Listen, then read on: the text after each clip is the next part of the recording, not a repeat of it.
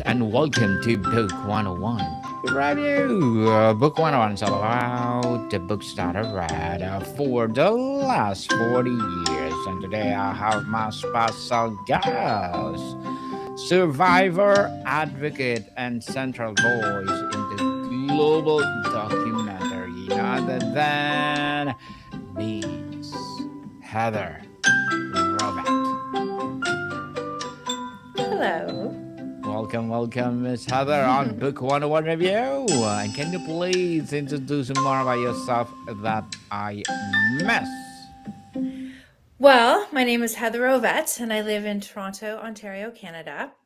And I always say the Coles Notes, for those who are old enough to remember Coles Notes, version of my story is that the love of my life turned out to be a con man and a criminal.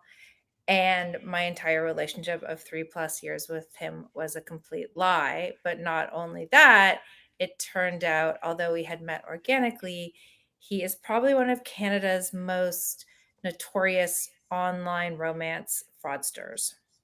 Oh my. hmm So when my life started unraveling and I learned the truth of who he was and police were involved, the police actually basically couldn't do anything to help me because what he did to me is not considered a crime.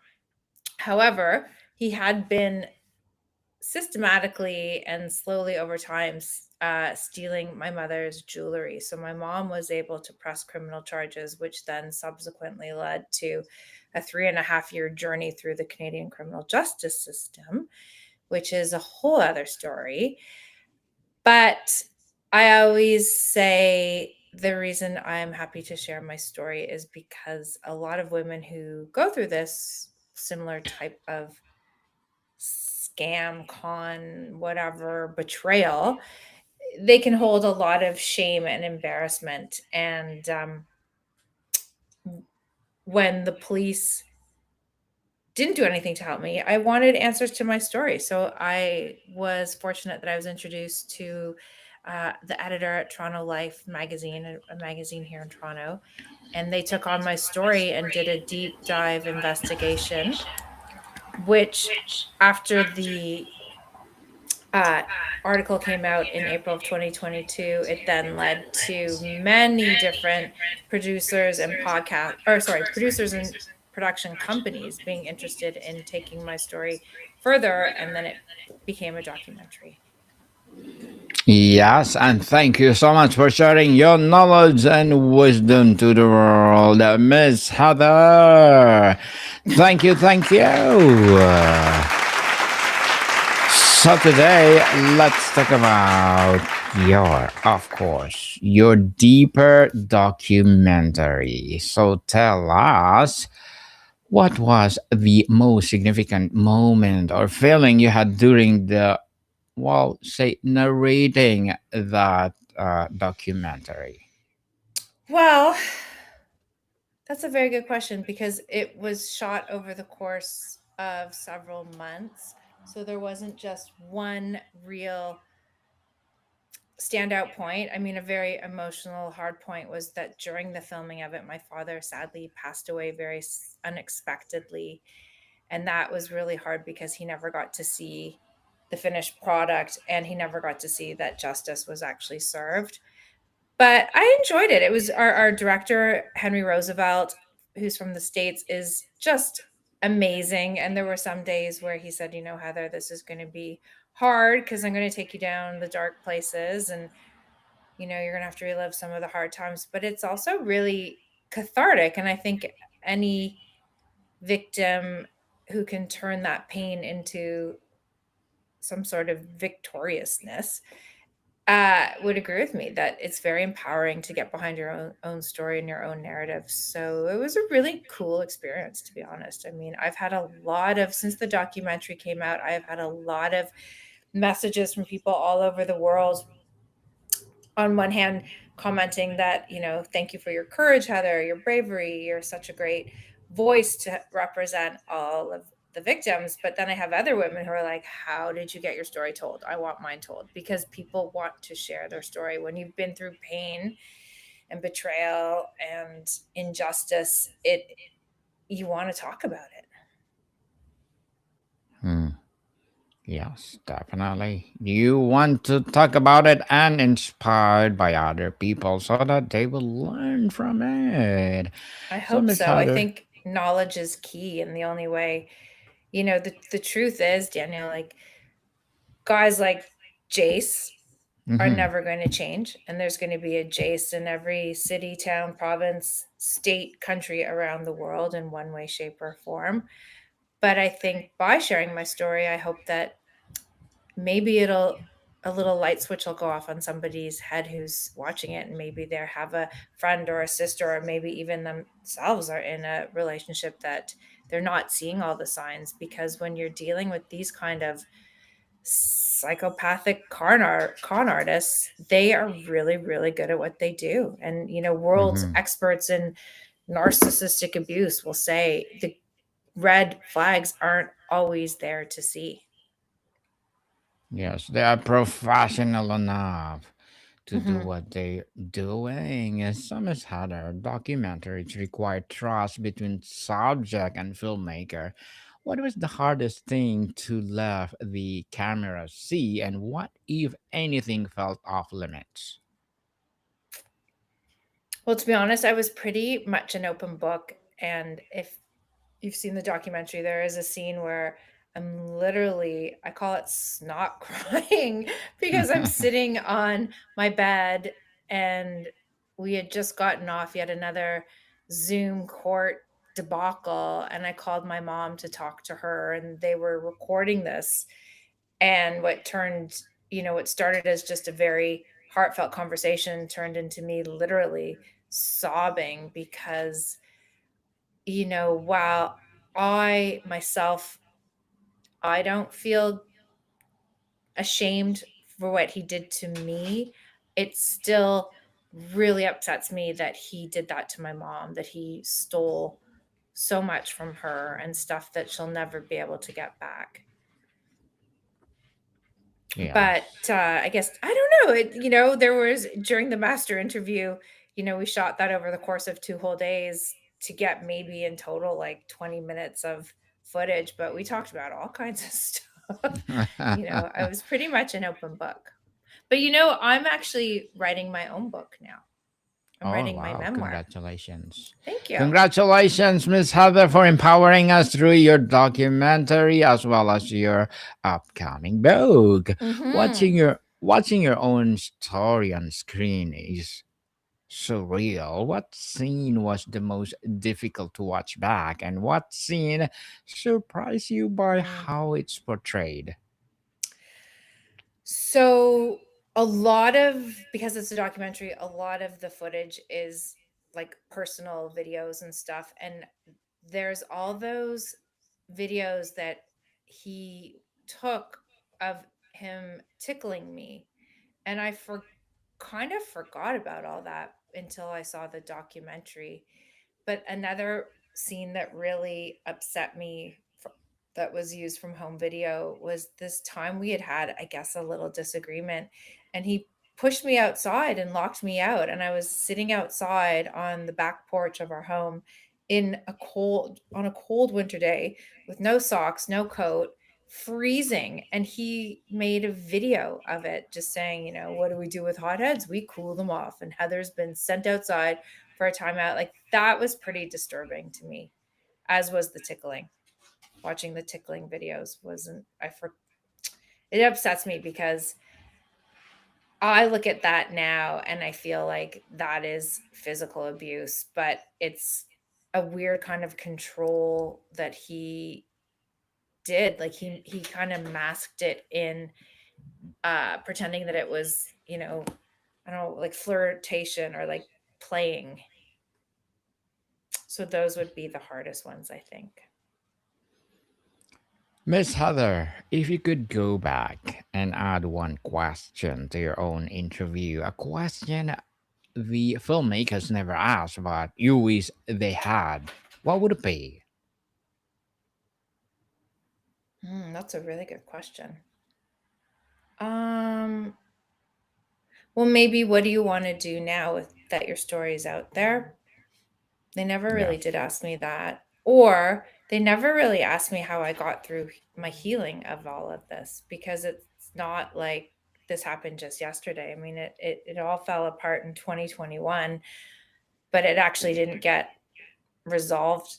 If you can even, it's still not really completely resolved because I still have many missing puzzle pieces to my story, and there's still two outstanding criminal charges against him. But I it would have been nice to talk a bit more about the healing process and how I coped and how I got through it. And I feel very fortunate that I had the love and support of my family and so many good friends to help me get through it. So, Miss Heather, tell us in 5 sentences, what are your, how do you do, or how do you deal your healing? Well, first, in the winter of 2022, I actually gave myself the gift of going to Thailand, and I went to Thailand for 2 months because I just had to get away. I the idea of spending, you know, when the police sort of forced me out of my own home when my life blew up, I was fortunate to have a place to land, but I was literally living out of boxes and suitcases with most of my stuff put in storage, and I just had so much to deal with. But I felt like I was on the verge of having a breakdown, so I gifted myself the the luxury of going to Thailand for 2 months, where I did a 3-week intensive healing retreat. But having that, first and foremost, distance from my life back here in Toronto, I think allowed me not to completely fall apart.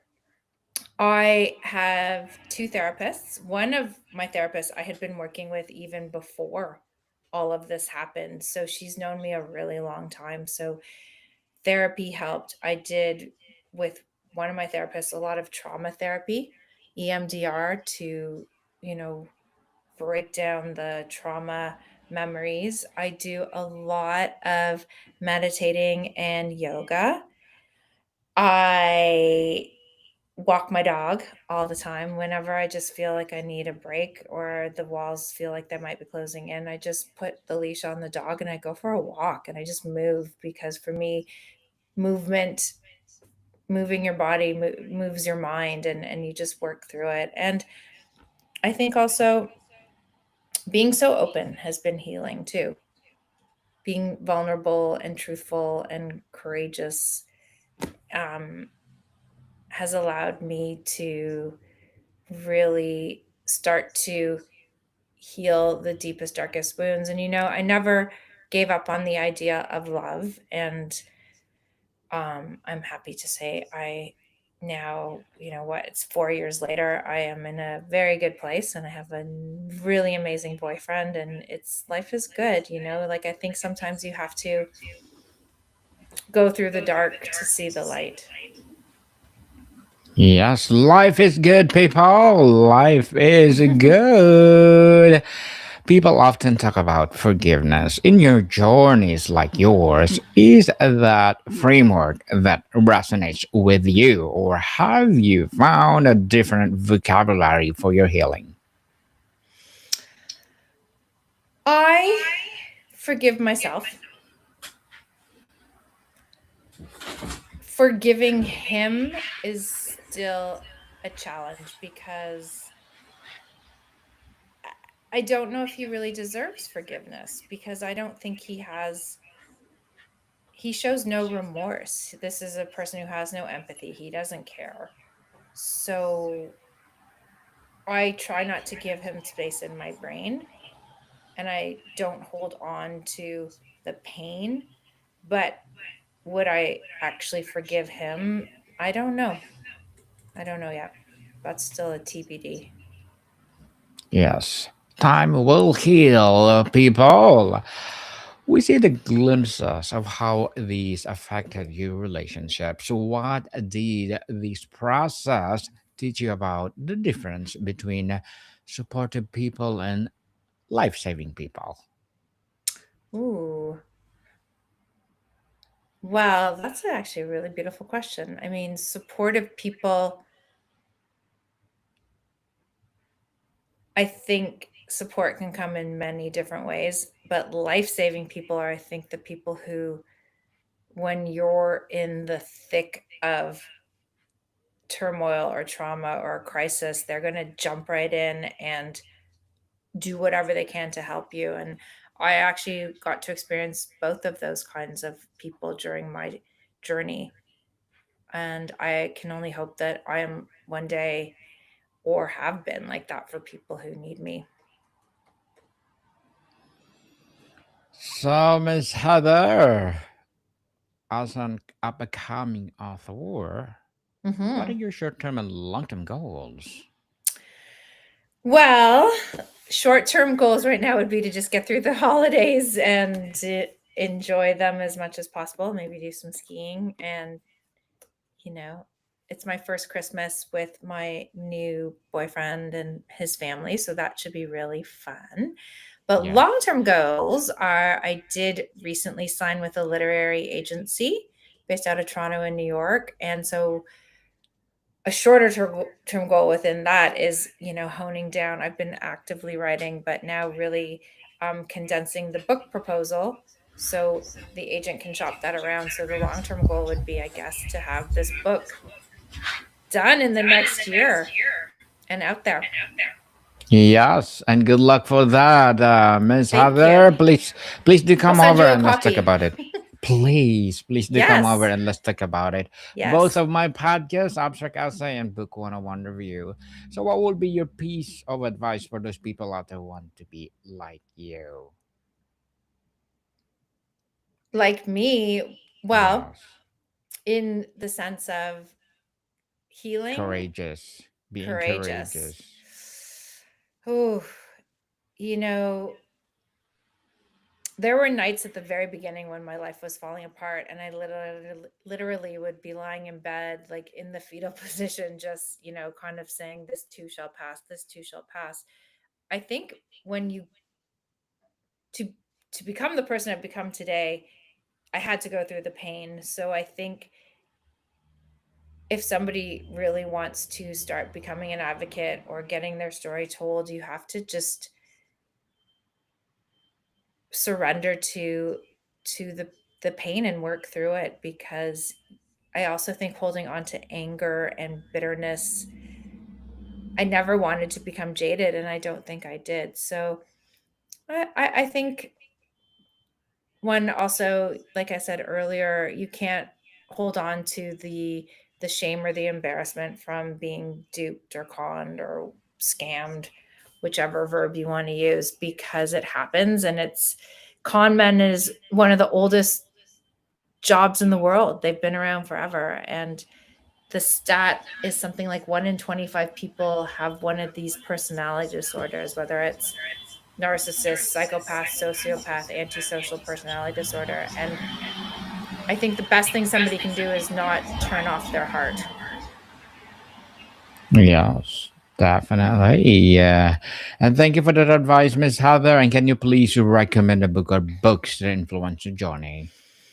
Well, for me, in my 20s, I got very much into Buddhist meditation. And I was so fortunate when I was 25 to do a month-long meditation retreat with a woman named Pema Chodron. And she is a Western Buddhist nun. And I almost always on my nightside table have one of her books, which is called When Things Fall Apart.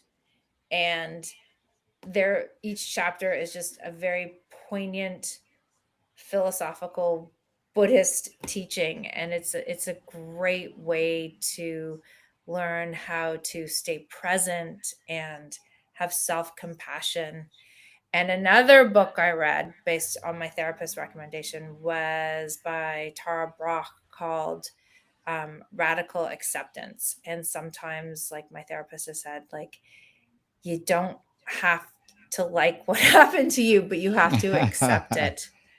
Yes. And it's through that radical acceptance that I was really able to heal. But I'm an avid reader. I mean, part of the reason though I'm writing my memoir is because when I was in Thailand, I traveled with my Kindle, and I remember sitting down by the pool, and I just wanted to read my own story. I wanted to read how it all ended and like how am I going to get through this, and I couldn't find a memoir that came close enough to what I was going through. So I really do hope that by the writing this, because it'll be a lot deeper than the documentary, that'll resonate with people. But there's so many great books out there. Oh my gosh. I mean, if I were to Mhm. show you my pile, you'd probably laugh because I read everything from like, psychology, Buddhist books, a lot of fiction. I'm in two different book clubs, a lot of spiritual books, a lot of memoirs. But yeah, I love reading. I love it. I love it. And thank you for that, Miss Heather. And before we wrap up our discussion for today, I'm inviting you to please do listen to my other podcast, people, my other podcast, because my abstract essay is already in fifth season, people, and of course my book 101 review in its fifth season as well, food 101 in its fifth season, and many more podcasts. Please listen to them wherever you listen your podcast. So Miss Heather, tell us, to wrap up, finally, what's a source of joy or passion from you now that you feel entirely separate from this story? Ooh, here's a little story for you. Uh, I Over Labor Day weekend, my boyfriend and I were in Italy, and we went to the outdoor opera in Verona. And the first night we were there, you're sitting in this ancient Colosseum and it's open sky and you're sitting under the stars and that's filling up and we're 4 rows from the front. And I was looking around and I just became so overwhelmed. And he looked at me and he's like, Heather, you okay? And I was like, no, I'm not okay. And I was literally like projectile tears were coming out of my eyes, but it wasn't sadness. It was this feeling of overwhelming joy.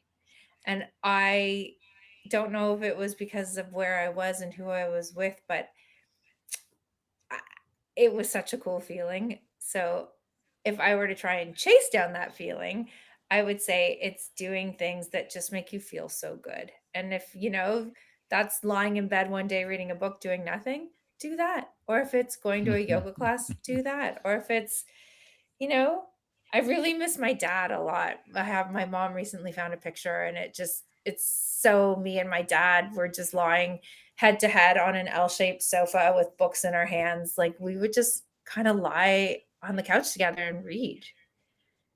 And it's the simple things I think that can bring the most joy. Simple thing indeed. And thank you so much for sharing your knowledge and wisdom to the world, Miss Heather. And can you please invite our listeners to support your documentary as well as your upcoming book? Yes. So the documentary is on Prime Video, which is Amazon, and it's called Rom-Con, Who the F is Jason Porter? I have a website, heatherrovet.com, and I'm on Instagram and Facebook, just my full name, Heather Rovet, if anyone wants to connect. And I don't have a title yet for my book, but like I said, Daniel, when it's done, I will be sure to send you a copy so you can share it with your listeners. Definitely, and looking forward for that, Miss Heather. Please do support Miss Heather Rovet, because if you support her, for sure, more and more empowering advocacy like this to come. So, Miss Heather, thank you so much for your time. Thank you. Happy holidays. Happy holidays, people. Thank you, and more to come, people. See you soon.